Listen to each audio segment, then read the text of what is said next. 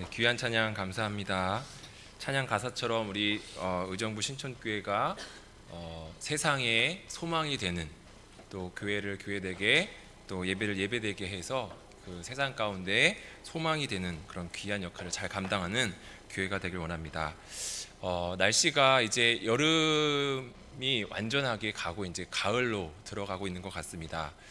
가을하면 우리가 또 뜨거운 햇살이 아직 남아 있지만 그 햇살을 통해서 또 맛있는 그런 열매들이 또 맺혀지는 계절이기도 합니다. 우리의 삶 가운데, 또 우리의 신앙생활 가운데 올 한 해를 이제 마감하는 쪽으로 가고 있는데, 귀한 아름다운 그런 열매들이 많이 맺혀질 수 있기를 원합니다. 오늘 읽은 이 말씀에 보면 한 율법 교사가 예수님에게 질문을 하는 것으로 시작이 됩니다. 정말 궁금해서 뭔가 물어볼 것이 있어서 예수님께 물어보기보다는 예수님을 시험하기 위해서 이렇게 질문을 합니다. 내가 무엇을 해야 영생을 얻을 수 있습니까? 예수님께서는 그 의도를 아셨는지 바로 답하시지 않습니다. 율법을 잘 알고 있는 그 율법 교사에게 율법에는 어떻게 기록이 되어 있는지 오히려 되물으십니다. 율법 교사가 예수님께 말합니다. 율법에는 하나님을 사랑하고 이웃을 사랑하라, 이렇게 기록되어 있습니다. 그러자 예수님께서는 그 율법 내용이 맞다, 이렇게 확인을 하시면서 다시 그 율법 교사에게 말씀하십니다. 율법에 나와 있는 대로, 너가 지금 말한 대로 그렇게 행하라. 그러면 너가 살리라.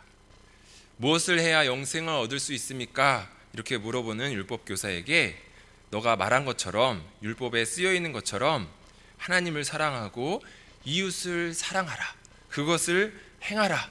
그러면 너가 영생을 얻을 것이다, 이렇게 말씀해 주셨습니다.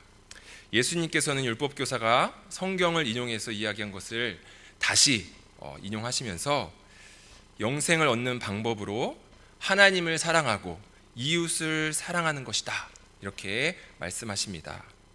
이걸 줄이면 사랑하라, 사랑을 해야 영생을 얻을 수 있다, 이런 의미일 것입니다.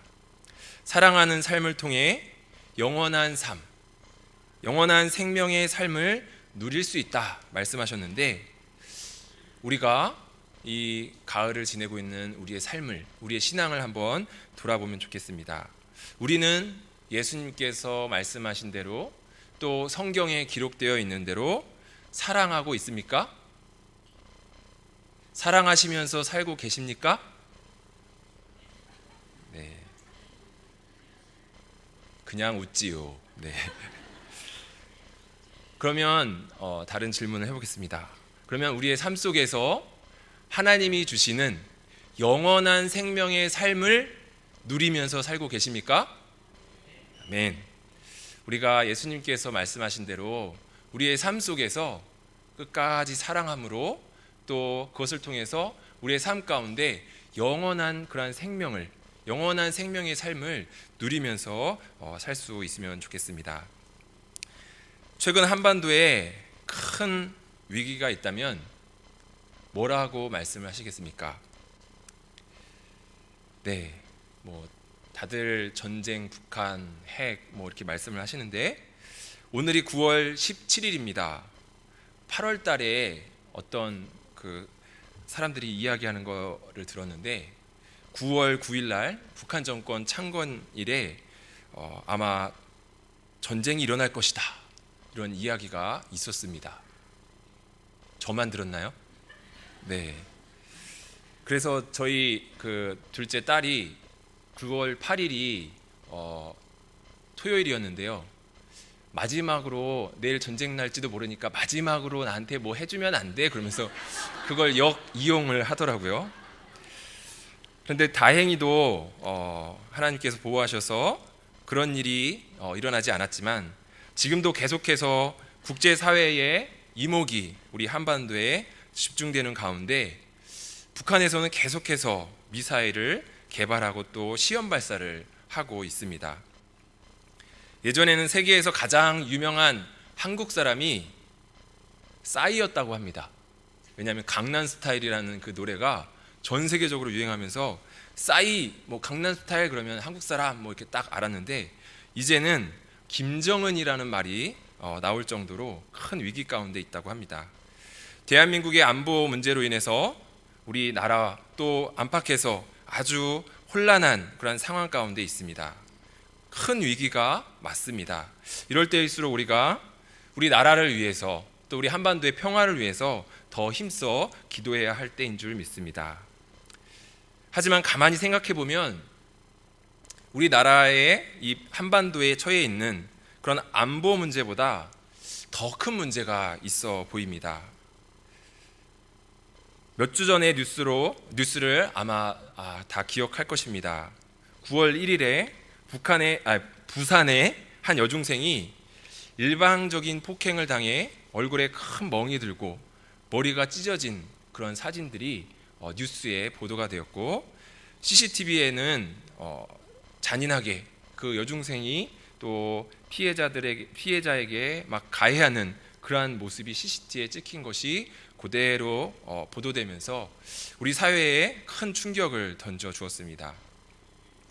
이 부산 사건이 보도되자마자 강릉, 아산, 서울, 인천 등에서도 이런 비슷한 일이 있었다라는 것이 연속해서 보도되었습니다.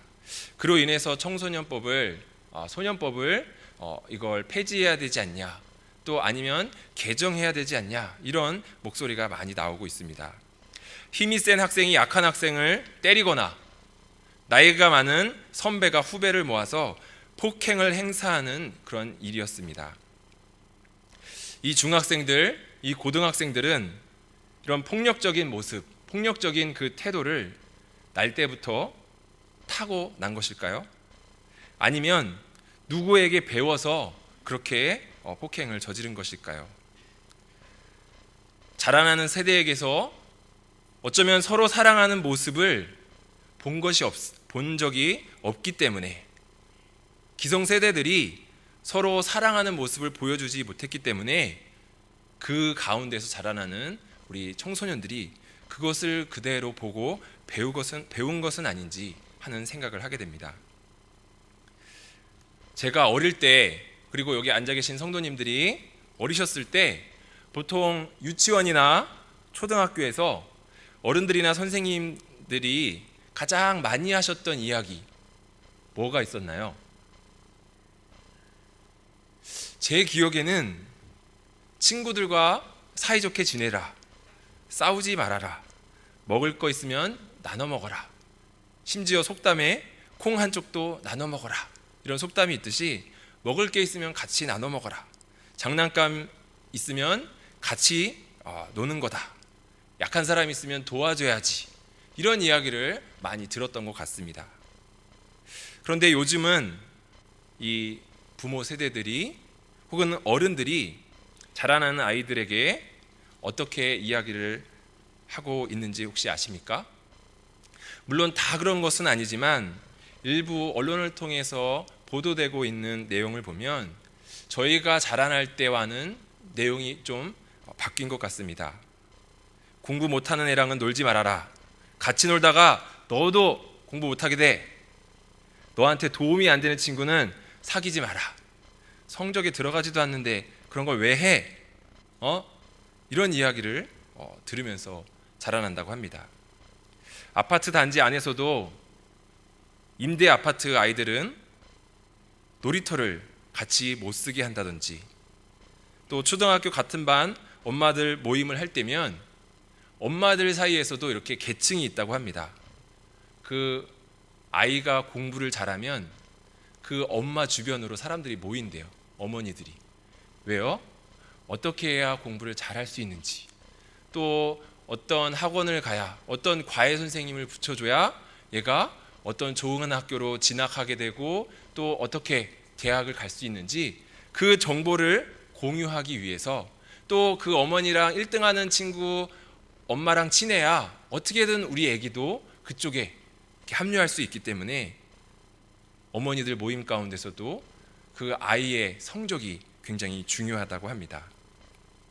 예전처럼 같이 먹고 같이 놀고 도와주고 이런 문화가 우리 사회 가운데 굉장히 약해진 듯합니다. 경제적 수준이나 어떤 실력이, 사회적 지위나 어떤 사회적 위치가 비슷하거나 아니면 높아야 같이 할 수 있는, 같이 놀 수 있는 그런 사회의 모습입니다. 이런 사회의 모습이, 한국 사회의 모습이 신기했던지 해외에 외신 보도가 났습니다. 영국의 인디펜던트지라고 하는 그 인터넷판에 한국의 문화에 대해서 소개하면서 갑질이라는 거 하는 그 단어를 소개했습니다. 적당한 영어 단어를 찾지 못해서 발음대로 그 한국말 갑질을 GAPJIL이라고 이렇게 표현을 했습니다. 어떻게 보면 국제사회의 영어권에 새로운 신조어를 우리 대한민국이 만들어낸 것입니다. 그 갑질이라고 하는 것은 사회적으로 유리한 위치에 있는 자가 자신의 지위를 이용해서 상대방을 자신의 방침에 따라 강제로 따르게 하는 것이라고 정의하면서 갑질과 더불어서 재벌, 개저씨 이런 단어들을 함께 소개했습니다. 외국에서도 보기에 희한한 이런 사회 구조와 모습 속에서 성장하는 학생들이 그대로 배워서 폭력을 행사한 것이 아닌가 하는 생각을 하게 됩니다. 그도 그럴 것이 뉴스에서 보도된 피해 학생을 무릎 꿇게 하고 폭력을 행사하는 중학생들의 그 모습 속에서는 백화점 직원을 무릎 꿇게 하고 소리 질렀던 어느 아주머니의 모습이 비춰지기도 합니다. 폭력을 행사하는 학생들의 그 모습을 보면 건물 경비원을 무릎 꿇혀놓고 또 폭력을 행사하고 막 대하던 프랜차이즈 회사 회장님의 모습을 떠올리게 됩니다. 요즘 계속해서 나오는 뉴스에 보면 강원랜드에 취업한 신입사원의 95%가 청탁에 의해서 입사했다라는 보도를 들었습니다. 폐교한 초등학교에 장애인 학교를 세우려고 하니까 그 지역에서 집값이 떨어지니 안 된다. 여기에는 병원이 들어와야 옳다라면서 장애인 학교를 못 짓게 하는 그런 소식도 들었습니다. 아마 다른 나라들은 우리 대한민국이 통일되는 것을 원하지 않을 수도 있습니다. 만약에 북한 문제가 잘 해결돼서 북한과 남한이 통일이 된다면 우리에게 어떤 문제가 생기겠습니까? 아마 북한 사람들 남한으로 내려오지 말아라. 남한 집값 떨어진다. 땅값 떨어진다. 그러지 않겠습니까? 남한에는 아는 사람이 하나도 없는 북한 사람들이 남한에서 취업을 할 수 있겠습니까? 힘이 없고 가난한 사람을 무릎 꿇게 그렇게 하지 않겠습니까? 우리나라의 위기는 북한에서 개발하는 핵이나 미사일 그것도 있지만 어떻게 보면 우리 가운데 사랑이 없음이, 우리가 이웃을 사랑할 수 없는 우리의 모습이 더 큰 위기입니다. 율법 교사들과 또 그들과 같이 하나님의 말씀을 잘 알고 있는 우리지만 그 말씀대로 살아가는 사람이 없다는 것, 사랑하라고 말씀하신 그 말씀대로 사랑하는 사람이 없다는 것이 우리에게는 더 큰 위기입니다. 예수님께서는 영원한 생명을 얻기 위해서 서로 사랑하라, 내 이웃을 내 몸과 같이 사랑하라 말씀하십니다. 이 자리에 모여서 함께 예배드리는 우리 의정부 신촌교회 성도님들은 서로 뜨겁게 사랑하실 수 있길 바랍니다. 제가 외람된 말씀이지만 이제 40줄이 넘었습니다. 네. 근데 요즘 계속 들으는 생각이 이제 얼마 안 남았구나 하는 그런 생각을 문득문득 하게 됩니다. 어떻게 사는 게 굉장히 의미가 있고 가치 있을까? 자녀들이 공부를 잘하면 아니면 내가 더 많은 돈을 벌면 내가 잘 살았다 말할 수 있을까? 그런 생각을 가끔 하게 됩니다. 나중에 돌아보면 내가 예수님이 말씀하신 것처럼, 하나님이 알려주신 것처럼 내가 정말 나의 것을 다 해서 사랑했다 라고 말할 수 있으면 얼마나 좋을까 하는 그런 생각을 하게 됩니다. 이 자리에 함께 예배드리는 우리 성도님들도 같은 마음이십니까? 사랑하시겠습니까? 네, 우리 주변에 있는 우리 성도님들과 함께 인사를 한번 해보겠습니다. 뜨겁게 사랑합시다. 네.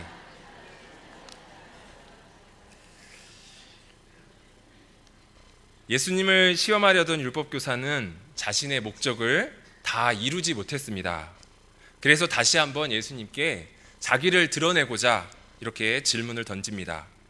예수님, 그러면 내 이웃을 내 몸과 같이 사랑하라고 하셨는데 저의 이웃이 누구입니까? 이렇게 묻습니다. 예수님께서는 바로 답을 하시지 않고 오늘 읽은 본문의 말씀인 선한 사마리아인의 이야기를 들려주십니다. 예루살렘에서 여리고로 가는 길에 강도를 만나 옷을 빼앗기고 또 폭행을 당해서 거의 죽게 된 사람이 있었습니다. 마침 제사장이 그 길을 가다가 그 사람을 봤는데 그냥 지나쳐 갔습니다. 레위인도 길을 가다가 그를 보고 피해 갔습니다. 하지만 사마리아 사람이 그를 보고 불쌍히 여겨서 자기가 가지고 있던 기름과 포도주로 상처를 치유해 주었습니다. 그리고 짐승에 태워서 가까운 주막으로 데리고 가서 밤새 돌봐주었고 이튿날 길을 떠나면서 돈을 내어주며 치료를 해달라고 주인에게 부탁을 하고 떠납니다. 이 이야기를 다 들려주시고는 예수님은 율법 교사에게 이렇게 물어보십니다. 누가 강도 만난 자의 이웃이냐? 그러자 자비를 베푼 자가 이웃이다 이렇게 말씀합니다. 바로 예수님은 이 강도 만난 사람, 우리가 사랑해야 될 사람이 누구인가? 우리의 이웃의 모델을 강도 만난 사람을 통해서 우리에게 소개해 주시고 있습니다. 우리가 사랑해야 할 대상인 우리의 이웃은 단순히 우리 옆에 있는 옆집 사람 그 의미를 뛰어넘어섭니다.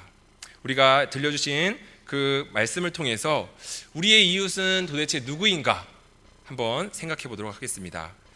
첫 번째는 스스로 자기 자신을 보호할 수 없는 사람이 우리의 이웃입니다. 당시의 옷은 패션의 그런 개념이 아니라 개인의 마지막 보호막이라고 할 수 있습니다. 낮에는 자신의 몸을 가리고 또 보호하지만 밤에는 자기의 체온을 유지하며 따뜻하게 잘 수 있는 그런 이불의 역할도 했습니다.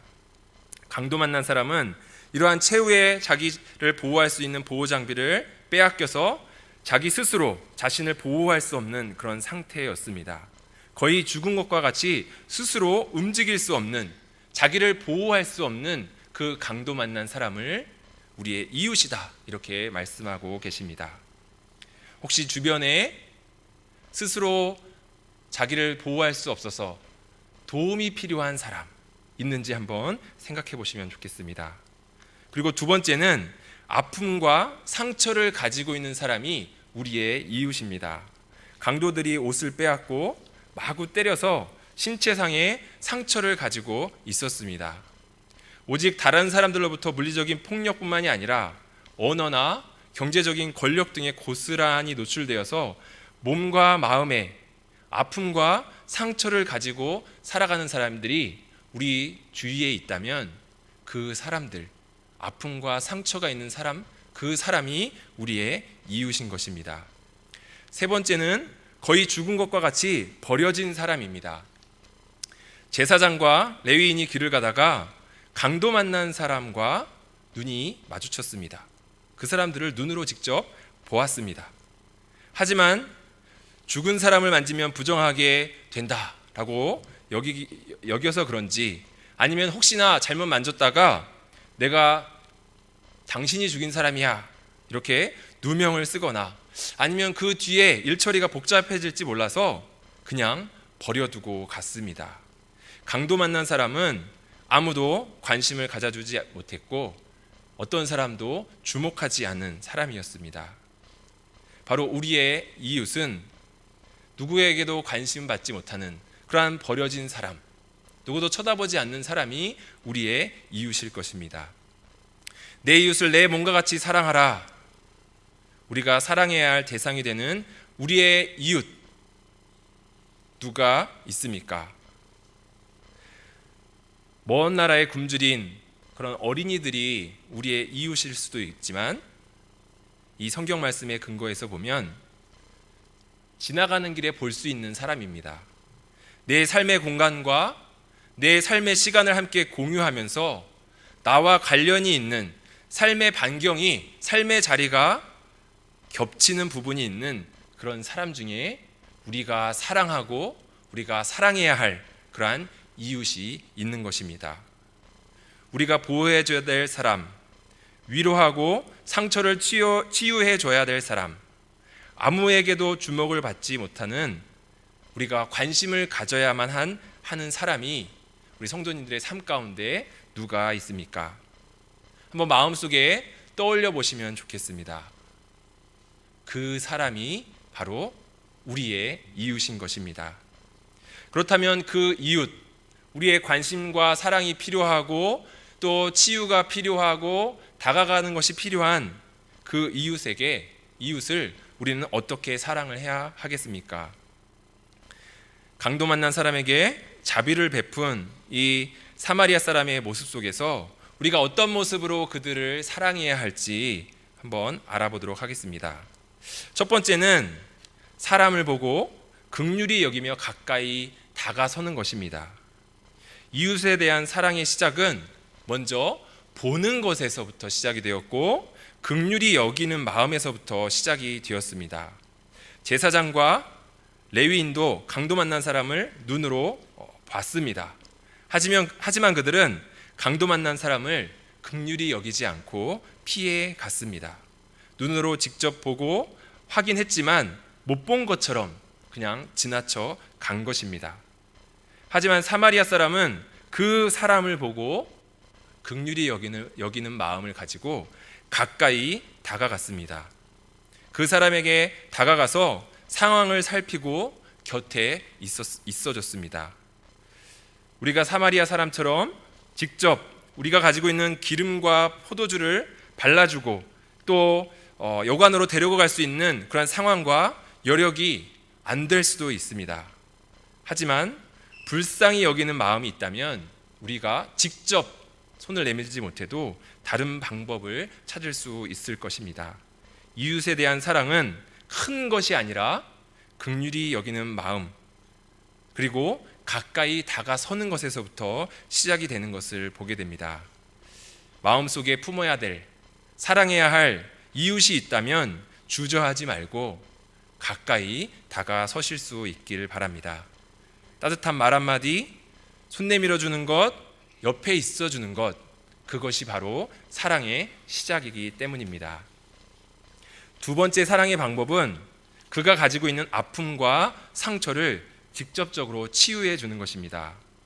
사랑은 구체적으로 아픔, 상처를 치유하는 그 행동으로 이렇게 표현되고 있습니다. 사마리아인은 강도 만난 사람을 보고 불쌍히 여겨서 가까이 가서 그 사람을 봅니다. 그 사람을 잘 살펴봤더니 옷이 없어졌습니다.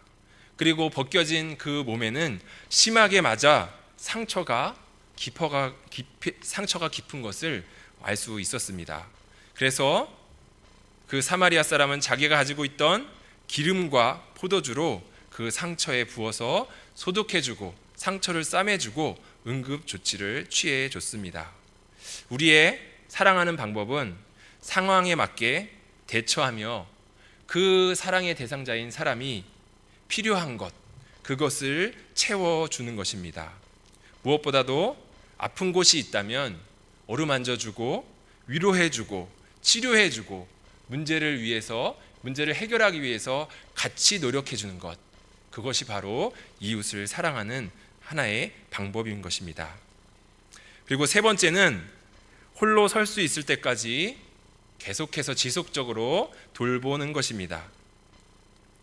사랑의 구체적인 방법은 사랑의 상대가 건강하게 홀로 설 수 있을 때까지 연장되고 확장되는 것을 오늘 성경 말씀을 통해서 확인하게 됩니다. 사마리아 사람은 강도 만난 사람을 자기 짐승에 태워서 주막으로 옮기고 주인에게 그 사람이 다시 건강하게 회복될 때까지 돌봐달라 부탁을 하고 떠납니다. 지금의 상처뿐만이 아니라 앞으로의 건강한 삶까지 관심을 가지고 돌보는 그 모습으로 확대되는 것을 보게 됩니다. 지속적인 관심과 돌봄을 통해서 혼자 스스로 살아갈 힘이 생기도록 돕는 것입니다.